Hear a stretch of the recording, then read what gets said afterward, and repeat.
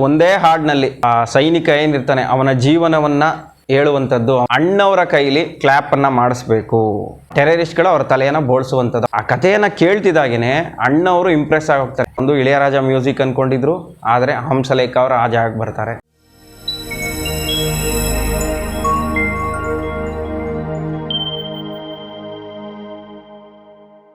ಸ್ನೇಹಿತರೆ, ಮುತ್ತಿನ ಹಾರ ಇದು ಸಾಹಸ ಸಿನಿಮಾ, ವಿಷ್ಣುವರ್ಧನ್ ಅವರ ಚಿತ್ರ ಜೀವನದ ಅತ್ಯಮೋಘ ಸಿನಿಮಾ. ಅದೇ ರೀತಿ ನಮ್ಮ ಕನ್ನಡ ಚಿತ್ರರಂಗದಲ್ಲೂ ಇದೊಂದು ಅದ್ಭುತವಾದ ಸಿನಿಮಾ. ಈ ಸಿನಿಮಾ 1990 ಆಗಸ್ಟ್ ತಿಂಗಳಲ್ಲಿ ರಿಲೀಸ್ ಆಗುತ್ತೆ. ಈ ಸಿನಿಮಾ ರಿಲೀಸ್ ಟೈಮ್ನಲ್ಲಿ ಹಲವು ವಿಚಾರಗಳಿಂದ ಚರ್ಚೆಯನ್ನು ಹುಟ್ಟು ಹಾಕಿರುತ್ತೆ ಮತ್ತು ಕುತೂಹಲವನ್ನು ಕೆರಳಿಸಿರುತ್ತೆ. ಎಸ್ ವಿ ರಾಜೇಂದ್ರ ಸಿಂಗ್ ಬಾಬು ಅವರು ವೇಮು ಜೋಶಿ ಅವರ ಒಂದು ಕಥೆಯನ್ನು ಓದ್ತಾರೆ. ಅದನ್ನು ಸಿನಿಮಾವಾಗಿ ಮಾಡಬೇಕು, ನಾನೇ ಪ್ರೊಡ್ಯೂಸ್ ಮಾಡ್ತೀನಿ, ವಿಷ್ಣುವರ್ಧನ್ ಮತ್ತು ಸುಹಾಸಿನಿಯನ್ನೇ ನಾಯಕಿಯಾಗಿ ಆಯ್ಕೆ ಮಾಡ್ಕೋತೀನಿ ಅಂತೇಳಿ ಚಿತ್ರಕಥೆಯನ್ನು ರೆಡಿ ಮಾಡ್ತಾರೆ. ವಿಷ್ಣುವರ್ಧನ್ನೇ ಇದರಲ್ಲಿ ಹೀರೋ ಆಗಬೇಕು, ಸುಹಾಸಿನಿಯವರೇ ಹೀರೋಯಿನ್ ಆಗಬೇಕು, ಅವರಿಗೆ ಅಡ್ಜಸ್ಟ್ ಆಗುವಂತಹ ಸ್ಕ್ರೀನ್ ಪ್ಲೇಯನ್ನು ರೆಡಿ ಮಾಡ್ತಾರೆ. ಈ ವಿಚಾರವನ್ನು ಸುಹಾಸಿನಿಯವ್ರಿಗೂ ಹೇಳ್ತಾರೆ. ಆಗ ರಾಜೇಂದ್ರ ಸಿಂಗ್ ಬಾಬು ಅವರು ಸುಹಾಸಿನಿಯವ್ರಿಗೆ ಒಂದು ಮಾತು ಹೇಳಿರ್ತಾರಂತೆ, ಈ ಸಿನಿಮಾ ಶೂಟಿಂಗಾಗಿ ನಾವು ಹಲವು ಕಡೆ ಶೂಟಿಂಗ್ ಹೋಗಬೇಕಾಗತ್ತೆ, ದೇಶದ ನಾನಾ ಭಾಗಗಳಲ್ಲಿ ನಾವು ಶೂಟಿಂಗ್ ಮಾಡಬೇಕು, ರಾಜಸ್ಥಾನ ಮತ್ತು ಕಾಶ್ಮೀರ ಯುದ್ಧ ಭೂಮಿನಲ್ಲೆಲ್ಲ ನಾವು ಶೂಟಿಂಗ್ ಮಾಡಬೇಕಾಗತ್ತೆ, ದಯವಿಟ್ಟು ಈ ಸಿನಿಮಾ ಮುಗಿಯೋ ತನಕ ಬೇರೆ ಯಾವ ಸಿನಿಮಾನೂ ಒಪ್ಕೋಬೇಡಿ, ಇದು ನನ್ನ ರಿಕ್ವೆಸ್ಟ್ ಅಂತ ಅವ್ರಿಗೇನೋ ಕೇಳ್ಕೊಂಡಿರ್ತಾರಂತೆ. ಸುಹಾಸಿನಿಯವರು ಆಯಿತು ಅಂತ ಒಪ್ಕೊಂಡಿರ್ತಾರಂತೆ. ಮುತ್ತಿನ ಹಾರ ಸಿನಿಮಾ ರಿಲೀಸ್ಗೂ ಮುನ್ನವೇ ಹಲವು ವಿಚಾರಗಳಿಂದ ಕುತೂಹಲವನ್ನು ಕೆರಳಿಸುತ್ತೆ. ಒಂದು, ಈ ಸಿನಿಮಾ ಹೈ ಬಡ್ಜೆಟ್ನಲ್ಲಿ ತಯಾರಾಗುತ್ತಿರುವಂಥ ಸಿನಿಮಾ. ಅದಕ್ಕೆ ಆವಾಗ ಬಜೆಟ್ ಇಟ್ಕೊಂಡಿದ್ದು ರಾಜೇಂದ್ರ ಸಿಂಗ್ ಬಾಬು ಅವರು 1.5 ಕೋಟಿ ಬಜೆಟ್. ಆಗಿನ್ನೂ ಶಾಂತಿ ಕ್ರಾಂತಿ ಬಂದಿರಲಿಲ್ಲ. ಆ ಟೈಮ್ನಲ್ಲಿ ಮುತ್ತಿನ ಹಾರ ಸಿನಿಮಾಗೆ ಖರ್ಚಾಗ್ತಿದ್ದಂತಹ ಹಣದ ಬಗ್ಗೆ ಸಾಕಷ್ಟು ಚರ್ಚೆ ನಡೀತಾ ಇರತ್ತಂತೆ. ರಾಜೇಂದ್ರ ಸಿಂಗ್ ಬಾಬು ಅವರು ಒಂದು ದೊಡ್ಡ ಪ್ರಾಜೆಕ್ಟಿಗೆ ಕೈ ಹಾಕಿದ್ದಾರೆ, ವಿಷ್ಣುದಾದ ಇದರಲ್ಲಿ ಹೀರೋ ಆಗಿ ಮಾಡ್ತಾ ಇದ್ದಾರೆ, ಅದ್ಭುತವಾಗಿ ಬರುತ್ತೆ ಸಿನಿಮಾ ಅಂತೇಳಿ ಕನ್ನಡ ಚಿತ್ರರಸಿಕರಿಗೆ ಮತ್ತು ವಿಷ್ಣುವರ್ಧನ್ ಅವರ ಅಭಿಮಾನಿಗಳಿಗೆ ಎಲ್ಲಿಲ್ಲದ ಕುತೂಹಲ ಶುರುವಾಗುತ್ತೆ. ಮತ್ತೊಂದು, ಈ ಸಿನಿಮಾ ಹೆಚ್ಚಿನ ಭಾಗ ಚಿತ್ರೀಕರಣವಾಗೋದು ಕಾಶ್ಮೀರದಲ್ಲಿ, ರಾಜಸ್ಥಾನದಲ್ಲಿ, ಯುದ್ಧ ಭೂಮಿನಲ್ಲೇ ಈ ಸಿನಿಮಾ ಹೆಚ್ಚು ಚಿತ್ರೀಕರಣವಾಗತ್ತೆ, ಅದ್ಭುತವಾಗಿ ಬರುತ್ತೆ ಅನ್ನೋ ಒಂದು ಕಾರಣಕ್ಕೂ ಕೂಡ ಆ ಸಿನಿಮಾದ ಬಗ್ಗೆ ಸಾಕಷ್ಟು ನಿರೀಕ್ಷೆಗಳು ಶುರುವಾಗುತ್ತೆ. ಮತ್ತು ಆ ಸಿನಿಮಾಗೆ ಅಣ್ಣವರ ಕೈಲಿ ಕ್ಲ್ಯಾಪನ್ನು ಮಾಡಿಸ್ಬೇಕು ರಾಜೇಂದ್ರ ಸಿಂಗ್ ಬಾಬು ಅವರು ತೀರ್ಮಾನ ಮಾಡ್ಕೋತಾರೆ. ಕ್ಲ್ಯಾಪ್ ಮಾಡೋದು ಅಣ್ಣವರೇ, ರಾಜ್ಕುಮಾರ್ ಅವರೇ ಬಂದು ಕ್ಲ್ಯಾಪ್ ಮಾಡಬೇಕು. ಅಣ್ಣವ್ರ ಮನೆಗೆ ಎಸ್ ವಿ ರಾಜೇಂದ್ರ ಸಿಂಗ್ ಬಾಬು ಅವರು ಹೋಗ್ತಾರೆ ಇನ್ವಿಟೇಷನ್ ಕೊಡಲಿಕ್ಕೆ. ಕಥೆಯನ್ನು ಅಣ್ಣವರಿಗೆ ವಿವರಿಸ್ತಾರಂತೆ. ಆ ಕಥೆಯನ್ನು ಕೇಳ್ತಿದ್ದಾಗೇ ಅಣ್ಣವರು ಇಂಪ್ರೆಸ್ ಆಗಿ ಹೋಗ್ತಾರೆ. ಭಾಳ ಅದ್ಭುತವಾದ ಕತೆ, ವಿಷ್ಣುವರ್ಧನ್ ತುಂಬಾ ಅದೃಷ್ಟ ಮಾಡಿದರು, ಇಂತಹ ಒಂದು ಕಥೆನಲ್ಲಿ ಅವರು ನಾಯಕರಾಗಿ ಆ್ಯಕ್ಟ್ ಮಾಡ್ತಾ ಇದ್ದಾರೆ, ನನಗೂ ಇಂಥ ಕಥೆನಲ್ಲಿ ಸಿನಿಮಾ ಮಾಡಬೇಕು ಅಂತ ಆಸೆ ಆಗ್ತಾ ಇದೆ. ಆ ಕತೆಗೆ ಅಣ್ಣವರು ಇಂಪ್ರೆಸ್ ಆಗಿಬಿಡ್ತಾರೆ, ಬೆನ್ನು ತಡ್ತಾರೆ. ಆದರೆ ಅಣ್ಣವರು ಈ ಸಿನಿಮಾ ಶೂಟಿಂಗ್ ಅಂದರೆ ಮುಹೂರ್ತದ ದಿನ ನಾನು ಅರ್ಜೆಂಟಾಗಿ ಯಾವುದೋ ಒಂದು ಊರಿಗೆ ಹೋಗಲೇಬೇಕು, ಅವತ್ತು ಅಲ್ಲಿ ನಾನು ಬರ್ತೀನಿ ಅಂತ ಹೇಳ್ಬಿಟ್ಟಿದ್ದೀನಿ, ನಾನು ಬೆಂಗಳೂರಿನಲ್ಲಿ ಇರೋದಿಲ್ವಲ್ಲ, ಏನು ಮಾಡೋದು ಅಂದಾಗ ಪಾರ್ವತಿನ ಕಳಿಸ್ಕೊಡ್ಲಾ, ಅವ್ರು ಬರ್ತಾರೆ ಅಂತ ಅಣ್ಣವ್ರು ಹೇಳ್ತಾರಂತೆ.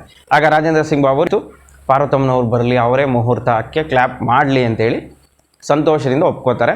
ಅಣ್ಣವರು ಆ ಸಿನಿಮಾ ಕ್ಲ್ಯಾಪ್ ಮಾಡಬೇಕಾಗಿತ್ತು, ಅದು ಮಿಸ್ ಆಗುತ್ತೆ. ಅದು ಅವಾಗ ಚರ್ಚೆ, ಅಣ್ಣವ್ರು ಈ ಸಿನಿಮಾಗೆ ಕ್ಲ್ಯಾಪ್ ಮಾಡೋಕ್ಕೆ ಬರ್ತಾ ಇದ್ದಾರಂತೆ, ಅವತ್ತೆಲ್ಲ ಹೋಗ್ತಾ ಇದ್ದಾರೆ ಅಂದ್ಬಿಟ್ಟು ಪಾರ್ವತಮ್ಮ ರಾಜ್ಕುಮಾರ್ ಅವರು ಈ ಸಿನಿಮಾಗೆ ಕ್ಲ್ಯಾಪ್ ಮಾಡ್ತಾ ಇದ್ದಾರೆ ಅಂತ ಚರ್ಚೆ. ಇವರಿಬ್ಬರ ನಡುವೆ ಎಲ್ಲವೂ ಸರಿ ಇಲ್ಲ ಅಂತಲೇ ಕೆಲ ಪಟ್ಟಬದ ಇತಿಹಾಸಕರು ಬಿಂಬಿಸ್ಬಿಟ್ಟಿರ್ತಾರೆ. ಅದಕ್ಕೆಲ್ಲ ಮುತ್ತಿನ ಹಾರ ಸಿನಿಮಾದ ಮುಹೂರ್ತದ ದಿನ ಫುಲ್ ಸ್ಟಾಪ್ ಹಾಕತ್ತೆ ಅಂತಲೇ ಹೇಳ್ಬೋದು. ಪಾರ್ವತಮ್ಮ ರಾಜ್ಕುಮಾರ್ ಆ ಸಿನಿಮಾಗೆ ಕ್ಲ್ಯಾಪ್ ಮಾಡ್ತಾರೆ. ಅದು ಆಗ ಸಾಕಷ್ಟು ಚರ್ಚೆ ಆಗಿದ್ದು. ರಾಜ್ಕುಮಾರ್ ಅವರೇ ಆ ಸಿನಿಮಾದ ಕಥೆಯನ್ನು ಇಷ್ಟಪಟ್ಟಿದ್ದಾರೆ ಅಂದರೆ ಆ ಸಿನಿಮಾ ಸೂಪರ್ ಆಗಿರುತ್ತೆ ಅಂತೇಳಿ ಮತ್ತಷ್ಟು ಕ್ರೇಜ್ ಕ್ರಿಯೇಟ್ ಆಗ್ಲಿಕ್ಕೆ ಶುರುವಾಗುತ್ತೆ. ಆ ನಂತರ ಶೂಟಿಂಗ್ ಶುರುವಾಗೋ ಹೊತ್ತಲ್ಲಿ ರಾಜೇಂದ್ರ ಸಿಂಗ್ ಬಾಬು ಅವರು ಏನೇನು ಪ್ಲ್ಯಾನ್ ಹಾಕ್ಕೊಂಡಿದ್ರು ಅದೆಲ್ಲವೂ ಉಲ್ಟಾ ಆಗ್ತಾ ಇರುತ್ತೆ. ಒಂದೊಂದು ವಿಚಾರಗಳು ಅವ್ರು ಏನೇನು ಪ್ಲ್ಯಾನ್ ಹಾಕಿರ್ತಾರೋ ಅದೆಲ್ಲವೂ ಅವ್ರು ಕೈ ಕೊಡ್ತಾ ಇರುತ್ತೆ. ಅದು ಅವ್ರಿಗೆ ಟೆನ್ಷನ್. ಒಂದು, ಮೊದಲನೇದಾಗಿ ಸುಹಾಸಿನಿ ಅವರಿಗೆ ಇವರು ಹೇಳಿರ್ತಾರಂತೆ ಯಾವ ಸಿನಿಮಾನ ಒಪ್ಕೋಬೇಡಿ ಅಂತ. ಆದರೆ ಅವರು ಅನಿವಾರ್ಯ ಕಾರಣದಿಂದ ಅವ್ರ ತಂದೆ ಚಾರು ಹಾಸನ್ ಅವರು ಯಾವುದೋ ಒಂದು ಪ್ರೊಡ್ಯೂಸರ್ಗೆ ಮಾತು ಕೊಟ್ಬಿಟ್ಟಿರ್ತಾರಂತೆ, ನನ್ನ ಮಗಳು ನಿಮ್ಮ ಸಿನಿಮಾದಲ್ಲಿ ಮಾಡ್ತಾರೆ ಅಂತ. ಅದಕ್ಕೆ ಕಾಲ್ ಶೀಟ್ ಕೊಟ್ಬಿಡ್ತಾರೆ ಸುಹಾಸಿನಿಯವರು. ಅದನ್ನು ಪೇಪರಲ್ಲಿ ಓದ್ಬಿಟ್ಟು ರಾಜೇಂದ್ರ ಸಿಂಗ್ ಬಾಬು ಅವರಿಗೆ ಟೆನ್ಷನ್ ಶುರು ಆಗಿಬಿಡುತ್ತೆ. ಹೋಗ್ಬಿಟ್ಟು ಸುಹಾಸಿನಿಯವ್ರನ್ನ ಮೀಟ್ ಆಗ್ತಾರೆ. ಸುಹಾಸಿನಿಯವ್ರ ಹತ್ರ ನಾನು ಸ್ವಲ್ಪ ಏರು ಧ್ವನಿಯಲ್ಲೇ ಮಾತಾಡೋಣ, ಯಾಕಂದರೆ ಅವರು ಫ್ರೆಂಡ್ಸ್, ಬಂಧನ ಸಿನಿಮಾದಿಂದನೇ ಅವರೆಲ್ಲ ಒಟ್ಟಾಗಿ ಅಭಿನಯ ಮಾಡಿರ್ತಾರಲ್ಲ, ಆಗಿನಿಂದನೇ ಸುಹಾಸಿನಿ, ವಿಷ್ಣುವರ್ಧನ್, ರಾಜೇಂದ್ರ ಸಿಂಗ್ ಬಾಬು, ಅಂಬರೀಷ್ ಇವರೆಲ್ಲರೂ ಕ್ಲೋಸ್ ಫ್ರೆಂಡ್ಸು. ಹೋಗು ಬಾ ಅನ್ನೋ ಅಷ್ಟರ ಮಟ್ಟಿಗೆ ಅವ್ರ ಫ್ರೆಂಡ್ಶಿಪ್ ಇರುತ್ತೆ. ನಾನು ಹೋಗಿ ಪ್ರಶ್ನೆ ಮಾಡ್ತೀನಿ ಸುಹಾಸಿನಿ ಅವರಿಗೆ ಅಂತೇಳಿ ಹೋಗ್ತಾರೆ. ಸುಹಾಸಿನಿ ಏನಿದು ಈ ರೀತಿ ಮಾಡಿಬಿಟ್ರಿ, ಕಾಲ್ ಶೀಟ್ ಕೊಟ್ಬಿಟ್ಟಿದ್ದೀರಿ ಬೇರೆ ಸಿನಿಮಾಗೆ, ಕಾಶ್ಮೀರಕ್ಕೆಲ್ಲ ಬರಬೇಕಾಗತ್ತೆ ಶೂಟಿಂಗ್, ನಾನು ಹೇಳಿದ್ನಲ್ಲ ಅಂದಾಗ, ಇಲ್ಲ ಬಾಬು ಅವರೇ ನಮ್ಮ ತಂದೆಯವರು ಒಪ್ಕೊಂಬಿಟ್ಟಿದ್ರು, ನಮ್ಮ ತಂದೆಯವ್ರ ಮಾತನ್ನ ತೆಗೆದಾಕೋಕ್ಕಾಗಲಿಲ್ಲ, ಹೀಗಾಗಿ ನಾನು ಕಾಲ್ ಶೀಟ್ ಕೊಟ್ಬಿಟ್ಟೆ, ಬೇರೆ ಹೀರೋಯಿನ್ ಹಾಕೊಂಡು ಈ ಸಿನಿಮಾ ಮಾಡಿ ಅಂತ ಹೇಳ್ತಾರಂತೆ. ರಾಜೇಂದ್ರ ಸಿಂಗ್ ಬಾಬು ಅವ್ರಿಗೆ ಕೋಪ ಬೇಸರ ಒಟ್ಟಿಗೆ ಬರುತ್ತೆ. ನಾನು ನಿಮಗೋಸ್ಕರ ನೀವು ವಿಷ್ಣು ಇಬ್ಬರು ಮಾಡಬೇಕು ಅಂತಲೇ ಚಿತ್ರಕಥೆ ಮಾಡಿದ್ದು, ನೀವು ಮಾಡಲಿಲ್ಲ ಅಂದರೆ ಸಿನಿಮಾನೇ ಡ್ರಾಪ್ ಮಾಡ್ಬಿಡ್ತೀನಿ ಬಿಡಿ ಅಂತೇಳಿ ಬೇಜಾರಿನಲ್ಲೇ ಹೋಗ್ತಾ ಇರ್ತಾರಂತೆ. ಆಗ ಸುಹಾಸಿನಿಯವ್ರಿಗೂ ಇವರ ಮನಸ್ಸಿನ ಸ್ಥಿತಿ ಅರ್ಥ ಆಗತ್ತೆ. ಆಗ ಬಾಬು ಅವರು ಕರೆದು, ಇಲ್ಲ ಖಂಡಿತ ನಾನು ಶೂಟಿಂಗ್ ಮುಗಿಸ್ಕೊಡ್ತೀನಿ, ಯೋಚನೆ ಮಾಡಬೇಡಿ, ಶುರು ಮಾಡಿ ಕೆಲಸ ಅಂದಾಗ ಬಾಬು ಅವ್ರಿಗೆ ತುಂಬಾ ಖುಷಿ ಆಗ್ಬಿಡುತ್ತೆ. ಇಳೆಯರಾಜ ಅವ್ರ ಕೈಲಿ ಮ್ಯೂಸಿಕ್ಕನ್ನು ಮಾಡಿಸ್ಬೇಕು ಅಂತೇಳಿ ರಾಜೇಂದ್ರ ಸಿಂಗ್ ಬಾಬು ಅವ್ರಿಗೆ ಇದಕ್ಕೆ ಇಳೆಯರಾಜ ಅವರು ಸಂಗೀತ ಸಂಯೋಜನೆ ಮಾಡಿದ್ರೆ ಅದ್ಭುತವಾಗಿರುತ್ತೆ. ಅದ್ಭುತವಾದ ಟ್ಯೂನ್ಗಳನ್ನು ಕೊಡ್ತಾರೆ, ಬ್ಯಾಕ್ಗ್ರೌಂಡ್ ಮ್ಯೂಸಿಕ್ಕನ್ನು ಕೊಡ್ತಾರೆ. ಅವ್ರನ್ನೇ ಈ ಸಿನಿಮಾ ಸಂಗೀತ ನಿರ್ದೇಶಕರನ್ನಾಗಿ ಮಾಡೋಣ ಅಂತ ತೀರ್ಮಾನ ಮಾಡ್ಕೋತಾರೆ. ಆದರೆ ಇಳೆಯರಾಜ ಅವರು ಆ ಟೈಮ್ನಲ್ಲಿ ಸಾಕಷ್ಟು ಬ್ಯುಸಿ, ಅವರು ತಮಿಳ್ ಸಿನಿಮಾಗಳನ್ನು ಬಿಟ್ಟು ಬೇರೆ ಭಾಷೆಯ ಸಿನಿಮಾಗಳನ್ನು ಒಪ್ಪಿಕೊಳ್ಳುವಂತಹ ಪರಿಸ್ಥಿತಿನೇ ಆಗಿರೋದಿಲ್ಲ, ಅಷ್ಟರ ಮಟ್ಟಿಗೆ ಬ್ಯುಸಿ ಆಗಿಬಿಟ್ಟಿರ್ತಾರೆ. ಕಾರಣ ಅವ್ರಿಗಾಗಿನೇ ಅಂದರೆ ಸಿನಿಮಾ ಮತ್ತಷ್ಟು ಖರ್ಚಾಗ್ಬಿಡುತ್ತೆ, ಎಲ್ಲ ರೆಡಿ ಆಗಿಬಿಟ್ಟಿದೆ ಶೂಟಿಂಗಿಗೆ. ಅವ್ರು ಹೇಳ್ತಾರಂತೆ ಇಳೆಯರಾಜ ಅವರು, ಇಲ್ಲ ತುಂಬ ಬ್ಯುಸಿ ಆಗಿಬಿಟ್ಟಿದ್ದೀನಿ, ಒಂದು ಸ್ವಲ್ಪ ದಿನ ಕಾಯಬೇಕಾಗತ್ತೆ, ಇಲ್ಲಾಂದರೆ ನಂದು ಹಳೆ ಟ್ಯೂನ್ಗಳಿದ್ದಾವೆ ಅದನ್ನು ಯೂಸ್ ಮಾಡ್ಕೊಳಂಗಿದ್ರೆ ಮಾಡ್ಕೊಳ್ಳಿ ಅಂತ ಇಳೆಯರಾಜ ಅವ್ರು ಹೇಳ್ತಾರಂತೆ. ಆಗ ರಾಜೇಂದ್ರ ಸಿಂಗ್ ಬಾಬು ಅವರು, ಅಯ್ಯೋ ಸಿನಿಮಾ ನಾನು ಇಷ್ಟೊಂದು ಕೋಟ್ಯಾಂತರ ರೂಪಾಯಿ ಖರ್ಚು ಮಾಡಿ ತೆಗಿತಾ ಇದ್ದೀನಿ, ಸುಮ್ಮನೆ ಯಾಕೆ ನಾನು ಅದ್ಭುತವಾಗಿ ವಿಶೇಷವಾಗೇ ತೆಗೋಣ, ಹಳೆ ಟ್ಯೂನ್ಗಳೆಲ್ಲ ಯಾಕೆ ತೊಗೋಬೇಕು, ಬೇಡ ಅಂತೇಳಿ ಹಂಸಲೇಖ ಅವರ ಮೊರೆ ಹೋಗ್ತಾರೆ. ಆಗ ನಮ್ಮ ಕನ್ನಡ ಚಿತ್ರರಂಗದಲ್ಲೂ ಹಂಸಲೇಖ ಅವರು ಬಹಳನೇ ಬ್ಯುಸಿ ಆಗಿದ್ದಂತಹ ಸಂಗೀತ ನಿರ್ದೇಶಕರು. ಆ ಸಿನಿಮಾಗೆ ಇಳೆಯರಾಜ ಅವರು ಸಂಗೀತ ನಿರ್ದೇಶಕರಾಗೋದಕ್ಕೆ ಆಗೋದಿಲ್ಲ ಅಂದ ತಕ್ಷಣವೇ ರಾಜೇಂದ್ರ ಸಿಂಗ್ ಬಾಬು ಅವರು ಹಂಸಲೇಖ ಅವ್ರನ್ನ ಕಾಂಟ್ಯಾಕ್ಟ್ ಮಾಡ್ತಾರೆ, ಅವರನ್ನು ಈ ಸಿನಿಮಾದ ಸಂಗೀತ ನಿರ್ದೇಶಕರಾಗಿ ಆಯ್ಕೆ ಮಾಡ್ತಾರೆ. ಅವ್ರ ಹತ್ರ ಈ ಸಿನಿಮಾದ ಕಥೆಯನ್ನು ಹೇಳ್ತಾರೆ. ಆಗಲೇ ಬಣ್ಣದ ಗೆಜ್ಜೆ ಸಿನಿಮಾದಲ್ಲಿ ಹಂಸಲೇಖ ಮತ್ತು ರಾಜೇಂದ್ರ ಸಿಂಗ್ ಬಾಬು ಅವರು ಒಟ್ಟಾಗಿ ಕೆಲಸ ಮಾಡಿರ್ತಾರೆ. ಇದು ಅವರಿಬ್ಬರ ಕಾಂಬಿನೇಷನ್ನಲ್ಲಿ 2ನೇ ಸಿನಿಮಾ. ರಾಜೇಂದ್ರ ಸಿಂಗ್ ಬಾಬು ಅವರು ಏನು ನಂಬಿಕೆ ಇಟ್ಟಿದ್ರೋ ಆ ನಂಬಿಕೆಗೆ ಚ್ಯುತಿ ಬರೋದಿಲ್ಲ. ಹಂಸಲೇಖ ಅವರು ಅದ್ಭುತವಾದ ಹಾಡುಗಳನ್ನು ಮುತ್ತಿನಹಾರ ಸಿನಿಮಾಗೆ ಕೊಡ್ತಾರೆ ಮತ್ತು ಅದ್ಭುತವಾದ ಹಿನ್ನೆಲೆ ಸಂಗೀತವನ್ನು ಕೊಡ್ತಾರೆ. ಆ ಸಿನಿಮಾ ಹೆಸರು ಮಾಡ್ತು, ಸದ್ದು ಮಾಡ್ತು ಅಂತಿದ್ದರೆ ಅದರಲ್ಲಿ ಹಂಸಲೇಖ ಅವರ ಮ್ಯೂಸಿಕ್ ಮತ್ತು ಹಾಡುಗಳು ಕೂಡ ಪ್ರಮುಖ ಪಾತ್ರವನ್ನು ವಹಿಸುತ್ತೆ. ಕ್ಯಾಮ್ರಾ ವರ್ಕು ಬಹಳನೇ ಪರಿಣಾಮ ಬೀರುವಂತಹ ಒಂದು ಅಂಶ. ಆ ಸಿನಿಮಾದಲ್ಲಿ ಕ್ಯಾಮ್ರಾ ವರ್ಕ್ ಬಹಳನೇ ಅದ್ಭುತವಾಗಿರಬೇಕು. ಹೀಗಾಗಿ ಅದ್ಭುತವಾಗಿ ಚಿತ್ರೀಕರಿಸುವಂತಹ ಕ್ಯಾಮ್ರಾಮ್ಯಾನನ್ನು ಆಯ್ಕೆ ಮಾಡ್ಕೋಬೇಕು ಅಂತ ರಾಜೇಂದ್ರ ಸಿಂಗ್ ಬಾಬು ಅವರು ತೀರ್ಮಾನ ಮಾಡ್ತಾರೆ. ಆಗ BC ಗೌರಿಶಂಕರ್ ಅವರಿಗೆ ಈ ಛಾಯಾಗ್ರಹಣದ ಒಂದು ಜವಾಬ್ದಾರಿಯನ್ನು ಕೊಡೋಣ ಅನ್ಕೋತಾರೆ. ಆದರೆ ಅವರ ಕಾಲ್ ಶೀಟ್ ಕೂಡ ಸಿಗೋದಿಲ್ಲ. ಹಲವು ಸಿನಿಮಾಗಳಿಗೆ ಅವರು ಕಮಿಟ್ ಆಗಿಬಿಟ್ಟಿರ್ತಾರೆ. ಅವರು DV ರಾಜಾರಾಮ್ ಅವರಿಗೆ ಛಾಯಾಗ್ರಹಣದ ಜವಾಬ್ದಾರಿಯನ್ನು ಕೊಡ್ತಾರೆ. ರಾಜಾರಾಮ್ ಅವರು ಕೂಡ ಸಿನಿಮಾದಲ್ಲಿ ಅದ್ಭುತವಾಗಿ ಫೋಟೋಗ್ರಫಿ ಮಾಡಿರ್ತಾರೆ. ಅವರ ಕ್ಯಾಮ್ರಾ ಕೈ ಚಳಕ ಅದ್ಭುತವಾಗಿರುತ್ತೆ. ರಾಜ್ಯ ಪ್ರಶಸ್ತಿ ಕೂಡ ಸಿಗತ್ತೆ. ಮತ್ತು ಇದಾದ ನಂತರ ರಾಜೇಂದ್ರ ಸಿಂಗ್ ಬಾಬು ಅವರ ಸಂಭಾಷಣೆ. ರಾಜೇಂದ್ರ ಸಿಂಗ್ ಬಾಬು ಅವರು ತಮ್ಮ ಸಿನಿಮಾಗಳಿಗೆ ಸಂಭಾಷಣೆಯ ಜವಾಬ್ದಾರಿಯನ್ನು HV ಸುಬ್ರಾವ್ ಅವರಿಗೆ ಕೊಡ್ತಾಯಿದ್ರು. ಆದರೆ ಆ ಟೈಮ್ನಲ್ಲಿ ಸುಬ್ರಾವ್ ಅವ್ರಿಗೆ ಆರೋಗ್ಯ ಕೈ ಕೊಟ್ಟಿರುತ್ತೆ, ಅವರು ಸಂಭಾಷಣೆ ಬರೆಯುವಂತಹ ಸ್ಥಿತಿನಲ್ಲಿ ಇರೋದಿಲ್ಲ. ಆಗ ಉದಯ್ ಶಂಕರ್ ಅವರಿಗೆ ಜವಾಬ್ದಾರಿ ಕೊಡೋಣ ಅಂತ ತೀರ್ಮಾನ ಮಾಡ್ತಾರೆ. ಉದಯ್ ಶಂಕರ್ ಅವರು ಕೂಡ ಸಾಕಷ್ಟು ಬ್ಯುಸಿ ಆಗಿಬಿಟ್ಟಿರ್ತಾರೆ. ಅವರು ಕೂಡ ಸಿನಿಮಾಗೆ ಸಂಭಾಷಣೆ ಬರ್ಕೊಡೋದು ಕಷ್ಟವಾಗತ್ತೆ. ಆಗ ಅವರು RN ಜೈಗೋಪಾಲ್ ಅವರ ಮೊರೆ ಹೋಗ್ತಾರೆ. ಬಂಧನ ಸಿನಿಮಾಗೂ ಕೂಡ RN ಜೈಗೋಪಾಲ್ ಸಂಭಾಷಣೆಯನ್ನು ಬರೆದಿರ್ತಾರೆ. ಈ ರೀತಿ ರಾಜೇಂದ್ರ ಸಿಂಗ್ ಬಾಬು ಅವರು ಏನು ಪ್ಲ್ಯಾನ್ ಮಾಡಿದ್ರು, ಒಂದು ಇಳೆಯರಾಜ ಮ್ಯೂಸಿಕ್ ಅಂದ್ಕೊಂಡಿದ್ರು, ಆದರೆ ಹಂಸಲೇಖ ಅವರು ಆ ಜಾಗಕ್ಕೆ ಬರ್ತಾರೆ. ಕ್ಯಾಮ್ರಾಮನ್ ಗೌರಿಶಂಕರ್ ಅವ್ರನ್ನ ಹಾಕಬೇಕು ಅಂತ ಇದ್ರು, ಆದರೆ DV ರಾಜಾರಾಮ್ ಅವರು ಬರ್ತಾರೆ. ಅವರೆಲ್ಲರೂ ಕೂಡ ಅದ್ಭುತವಾಗಿ ತಮ್ಮ ಜವಾಬ್ದಾರಿಯನ್ನು ನಿರ್ವಹಿಸಿ ಮುತ್ತಿನಹಾರ ಸಿನಿಮಾಗೆ ಸಾಕಷ್ಟು ಕೊಡುಗೆಯನ್ನು ಕೊಡ್ತಾರೆ. ಕಾಶ್ಮೀರದಲ್ಲಿ ಮತ್ತು ಬಾರ್ಡರ್ನಲ್ಲಿ ಶೂಟಿಂಗ್ ನಡೆಯೋ ಹೊತ್ತಲ್ಲಿ ಪೇಪರಲ್ಲಿ ಹಲವು ಸುದ್ದಿಗಳು ಬರ್ತಾ ಇರುತ್ತೆ. ವಿಷ್ಣುವರ್ಧನ್ ಅವರು ಒಂದು ಸೀನ್ನಲ್ಲಿ ಪ್ಯಾರಾಚೂಟ್ನಲ್ಲಿ ಹೋಗುವಂತಹ ಒಂದು ಸೀನ್ ಇರುತ್ತಂತೆ. ಆ ಸೀನ್ನಲ್ಲಿ ಆಯ ತಪ್ಪಿ ಕೆಳಗಡೆ ಬೀಳ್ತಾರೆ, ದೆಷ್ಟವಾಡಿಯಿಂದ ಕೆಳಗಡೆ ಬೀಳ್ತಾರೆ. ಅದೃಷ್ಟವಶಾತ್ ಅವ್ರಿಗೆ ಏನು ಆಗಿಲ್ಲ ಅಂತ ಪೇಪರ್ನಲ್ಲಿ ಆ ಸುದ್ದಿ ಬರುತ್ತೆ. ಆ ಸುದ್ದಿಯನ್ನು ಕೇಳಿ ಅಭಿಮಾನಿ ಆತಂಕವನ್ನು ವ್ಯಕ್ತಪಡಿಸಿದುಂಟು. ಆ ವಿಚಾರವೂ ಕೂಡ ಆಗ ಸಾಕಷ್ಟು ಚರ್ಚೆ ಆಗತ್ತಂತೆ. ವಿಷ್ಣುದಾದ ಈ ಸಿನಿಮಾಗಾಗಿ ತಮ್ಮ ತನು ಮನವನ್ನೇ ಅರ್ಪಿಸ್ಬಿಟ್ಟಿದ್ದಾರೆ ಅನ್ನೋ ಒಂದು ವಿಚಾರ ಆಗ ಸಾಕಷ್ಟು ಚರ್ಚೆ ಆಗುತ್ತೆ. ಅಲ್ಲಿಂದ ಮುತ್ತಿನಹಾರ ಸಿನಿಮಾದ ಶೂಟಿಂಗ್ ನಡೀತಾನೆ ಇರುತ್ತೆ.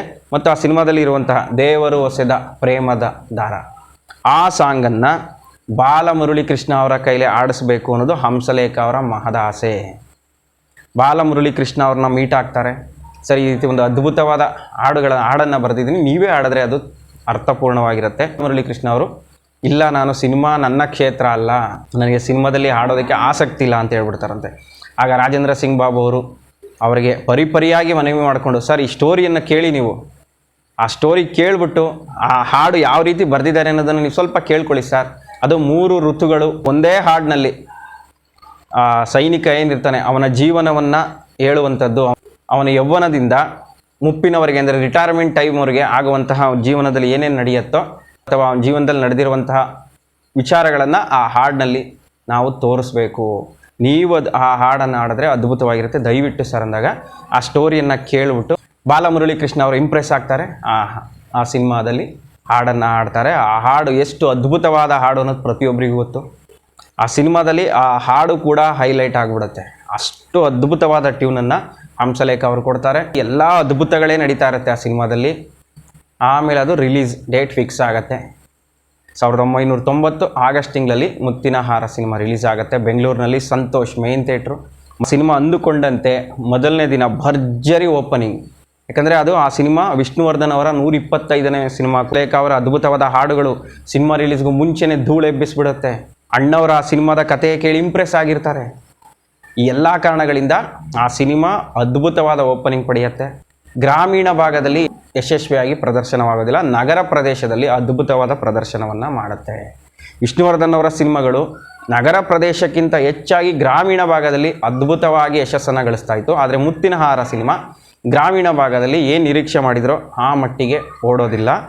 ಬೆಂಗಳೂರಿನ ಸಂತೋಷ್ ಚಿತ್ರಮಂದಿರದಲ್ಲಿ 16 ದಿನಗಳ ಕಾಲ ಸತತವಾಗಿ 16 ದಿನಗಳ ಕಾಲ 3 ಶೋ ಹೌಸ್ಫುಲ್ ಆಗಿ ದಾಖಲೆಯನ್ನು ಬರೆಯುತ್ತೆ. ಮತ್ತು ಸಂತೋಷ್ ಚಿತ್ರಮಂದಿರದಲ್ಲಿ 150 ದಿನ ಪ್ರದರ್ಶನವಾಗಿದೆ. ಇಲ್ಲೇ ಇದೆ ನೋಡಿ ಪತ್ರಿಕಾ ಜಾಹೀರಾತು. 16 ದಿನ ಹೌಸ್ಫುಲ್ ಆಗಿರುತ್ತೆ ಸಂತೋಷಲ್ಲಿ. ಆದರೆ ಆ ಸಿನಿಮಾ ಇದ್ದಂಥ ರೇಂಜಿಗೆ ಅದು ಇನ್ನೂ ಐತಿಹಾಸಿಕ ದಾಖಲೆ. ಒಂದೊಂದು ಸರಿ ನಮ್ಮ ಜನಗಳ ಮನಸ್ಸು ಹೇಗಿರುತ್ತೋ ಗೊತ್ತಾಗಲ್ಲ. ಒಂದೊಂದು ಅದ್ಭುತಗಳು ಕೊಟ್ಟರು ಕೂಡ ಈ ರೀತಿ ರಿಸಲ್ಟ್ ಬಂದ್ಬಿಡುತ್ತೆ. ಅದಕ್ಕೆ ನಾವು ಸಾಕಷ್ಟು ಉದಾಹರಣೆಗಳನ್ನು ಕೊಡ್ಬೋದು. ಮುತ್ತಿನ ಹಾರ ಸಿನಿಮಾದಂತೆ ಶಿವರಾಜ್ ಕುಮಾರ್ ಅವರ ಚಿಗುರಿದ ಕನಸು ಅದ್ಭುತವಾದ ಸಿನಿಮಾ, ಅದು ಕೂಡ ಫೇಲ್ ಆಗಿಬಿಡುತ್ತೆ. ಅನುರಾಗದ ಅಲೆಗಳು ರಾಘವೇಂದ್ರ ರಾಜ್ಕುಮಾರ್ ಅವ್ರದ್ದು, ಅದು ಕೂಡ ಅದ್ಭುತವಾದ ಸಿನಿಮಾ, ಅದು ಕೂಡ ಸಿನಿಮಾ ಫೇಲ್ಯೂರ್ ಆಗುತ್ತೆ. ಮತ್ತು ಆ ಸಿನಿಮಾದಲ್ಲಿ ವಿಷ್ಣುವರ್ಧನ್ ಅವರು ರಿಯಾಲಿಟಿ ಇರಬೇಕು ಅನ್ನೋ ಕಾರಣಕ್ಕೆ ಅವರ ತಲೆಯನ್ನು ಬೋಳಿಸ್ಕೋತಾರೆ. ಅಂದರೆ ಟೆರರಿಸ್ಟ್ಗಳು ಅವರ ತಲೆಯನ್ನು ಬೋಳಿಸುವಂಥದ್ದು, ಅವರನ್ನು ಬಂಧಿಸ್ಬಿಟ್ಟು ಅವ್ರ ತಲೆಯನ್ನು ಬೋಳಿಸೋದು, ಅದು ಕೂಡ ಆಗ ಭಾಳ ಚರ್ಚೆ ಆಗಿರುತ್ತೆ. ಏನಿದು ವಿಷ್ಣುದಾದ ತಲೆ ಬೋಳಿಸ್ಕೊಂಡ್ಬಿಟ್ಟಿದ್ದಾರಲ್ಲ. ಮತ್ತು ಅಭಿಮಾನಿಗಳು ವಿಷ್ಣುದಾದ ತಲೆ ಬೋಳಿಸ್ಕೊಂಡಿದ್ದಾರೆ ದೇಶಕ್ಕಾಗಿ ಮತ್ತು ಆ ಸಿನಿಮಾಗಾಗಿ. ನಾವು ಕೂಡ ವಿಷ್ಣುದಾದವರ ಅನುಯಾಯಿಗಳಾಗಿ ನಾವು ಕೂಡ ಅದೇ ರೀತಿ ಬರೋಣ ಅಂತೇಳಿ ಬೆಂಗಳೂರಿನಲ್ಲಿ ಹಲವು ಮಂದಿ ತಮ್ಮ ತಲೆಯನ್ನು ಬೋಳಿಸ್ಕೊಂಡು ಈ ರೀತಿ ಮುತ್ತಿನ ಹಾರ ಸಿನಿಮಾ 1990ರಲ್ಲಿ ಅದ್ಭುತವಾದ ಸಿನಿಮಾ ಅಂತ ಹೆಸರು ಮಾಡುತ್ತೆ. ಅತ್ಯುತ್ತಮ ಚಿತ್ರ ಅಂತ ರಾಷ್ಟ್ರ ಪ್ರಶಸ್ತಿ ಕೂಡ ಪಡೆಯುತ್ತೆ. ಹಲವು ಫಿಲಮ್ ಫೇರ್ ಪ್ರಶಸ್ತಿಗಳನ್ನು ಕೂಡ ಪಡೆಯುತ್ತೆ.